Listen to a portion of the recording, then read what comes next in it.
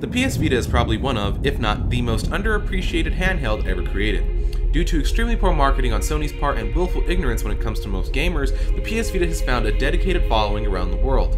So, despite what the bandwagoners say, here are 5 reasons to own a PS Vita in 2017 and beyond.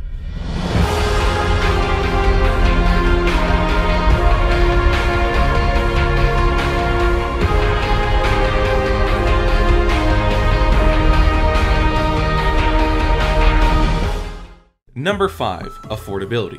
For the most part. Many people will say the PS Vita is a dying platform, and as a result, it's not worth buying the system in 2017. I've never really understood that argument, as plenty of people, myself included, collect retro video game systems and games. If anything, because retail space in the US is dying off, there isn't a better time to get into PlayStation Vita playing and collecting. Many US retailers are clearancing out great PS Vita titles and the proprietary memory cards at incredible prices.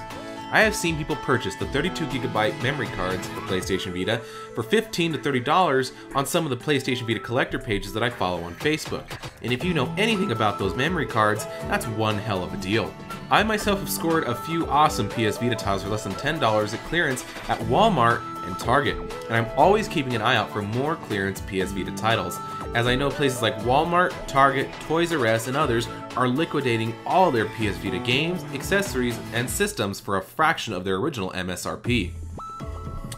PS Vita systems are pretty hard to find in most retailers outside of Japan. However, many of the systems, most Japanese units, are available in a variety of colors on Amazon.com for prices ranging between $169.99 and $199.99 US. Perhaps the least affordable aspect of the PS Vita family of systems and devices is the memory cards that I mentioned before. However, even they have fallen drastically in their retail prices in recent times, and as of the making of this video, the 16GB cards I've seen retail between $34.99 and $43.99. And that is the memory card I would recommend for all newcomers to the PlayStation Vita platform. Number 4 is Remote Play. I can hear haters from a mile away as I say this, but the PlayStation Vita's integration with the PlayStation 4 and the PlayStation 4 Pro through Remote Play is another great reason to own a PS Vita. If you're like me, and you're out and about a lot, then the Remote Play app on PlayStation Vita is a massive selling point. Again, at least for people like me. Now, is it perfect for every single PlayStation 4 title? No, but it seems to work well, at least in my experience, and while results may vary from person to person, I found it to be another great reason for me to take my PS Vita with me whenever I'm traveling or going out. So long as you have 2 internet connections with decent to fast upload and download speeds, the Remote Play app should work well with your PS Vita system. Remote Play has one quirk. The allocation of the controls is something that requires some getting used to. What I mean by this is that the PS Vita lacks L2, R2, L3, and R3 buttons, but the missing L and R buttons have been relocated to the back touchpad and in some cases the front bottom corners of the touch screen. Despite this, everything seems to work well. Learning curve aside, I personally think that having the ability to play my PS4 games anywhere there's a Wi-Fi connection is a massive convenience and a great reason to own a PS Vita. Number 3 is PlayStation Plus. This one is probably a given if you already own a PlayStation 4 or a PlayStation 3, but in case you don't know, with the PlayStation Plus subscription, users get access to a whole slew of benefits including 10GB of cloud storage for online game saves, online multiplayer access for PlayStation 4, PlayStation Store discounts across all platforms, 2 PlayStation 4 games per month, 2 PlayStation 3 games per month, and 2 PS Vita games per month. This all equivalates to about 24 titles per year, 72 titles across all 3 platforms.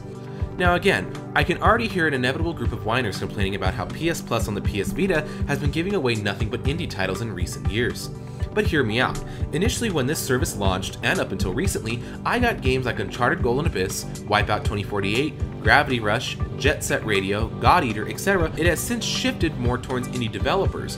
The reason for this, and it makes sense, is because indie developers are PlayStation Vita's biggest supporters in the US. Now, for whatever reason, people have the stigma that an indie title equals garbage, when that's simply not true. Now, don't get me wrong, there are some titles that they give away that are complete monstrosities without a doubt.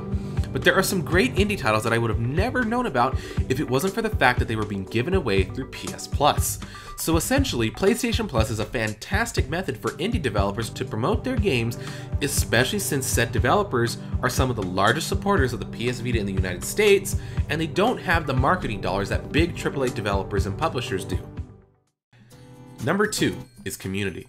Now, here's something you probably weren't expecting, but we live in an era where communication with anyone around the world is a mere click away, and as a result, the PlayStation Vita has a devoted and connected community and following. I've mentioned this in previous videos, and in this one as well, but I am a member of quite a few PlayStation Vita related collectors and players groups on Facebook and other websites. These communities are full of people trading, selling, and helping one another and showing off their PlayStation Vita collections, and there are some impressive ones there. I've seen people within these groups travel to the Japan-Asia regions, take orders for other members in the community, buy the items from Japan, and ship them out to the members that requested them within the PS Vita collecting communities. I've got to say that it is so cool to see so many people so devoted to a system that is considered a commercial failure everywhere outside of Japan. So, if you don't own a PS Vita, look down below for my pinned comment or in the description and I will direct you to all of these groups. And if you're curious about the PS Vita ecosystem, request to join them, and I'm sure plenty of people will be happy to answer your questions. And the number one reason to own a PlayStation Vita is games. This is essentially going to be the end-all be-all factor when it comes to the PlayStation Vita. The PS Vita's original position on the market was very different from where it is today. Since the PS Vita turned out to be a major commercial failure in pretty much every territory outside of the Japan-Asia regions, the only backers of the PS Vita at this point are Western indie developers and large Japanese third-party publishers and developers. Now, is this a bad thing? Well, that answer is going to depend and vary from person to person. You see, some of the PS Vita's largest third-party supporters at this point include Atlas USA Incorporated, Sega, Koei Tecmo, Xseed, Bandai Namco Entertainment, Square Enix, Axis Games, Idea Factory, Design Factory, and NIS America. Essentially, all of the PS Vita's AAA support are coming from third-party Japanese developers and publishers. So if you tend to like games from any of these aforementioned companies, then perhaps the PS Vita may be worth your time.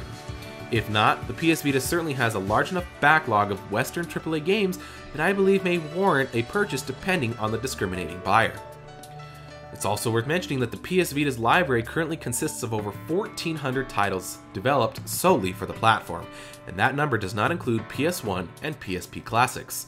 And while Western AAA support is pretty much dead, there is still a hefty backlog of titles by Western developers, so I would personally recommend that you have a look into the library, as you would be surprised at what the PS Vita offers when you really look past the bandwagon of dogmatic and unjustified hate.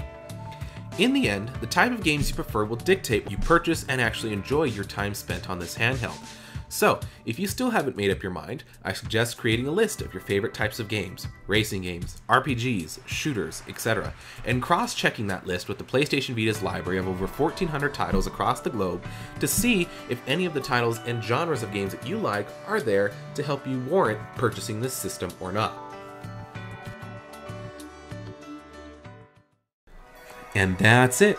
Thank you guys so much for watching. If you haven't done so already, hit the like button, share this video around, and if you're new to the channel, subscribe. If you liked what you saw, consider donating to my Patreon account, which can be found in the description section of this video. Doing so will give me the option to push the production quality of each and every video I put out even further than it is right now. Thank you so much for your consideration, thank you for watching, and hopefully I'll see you in the next video. Until then, take care.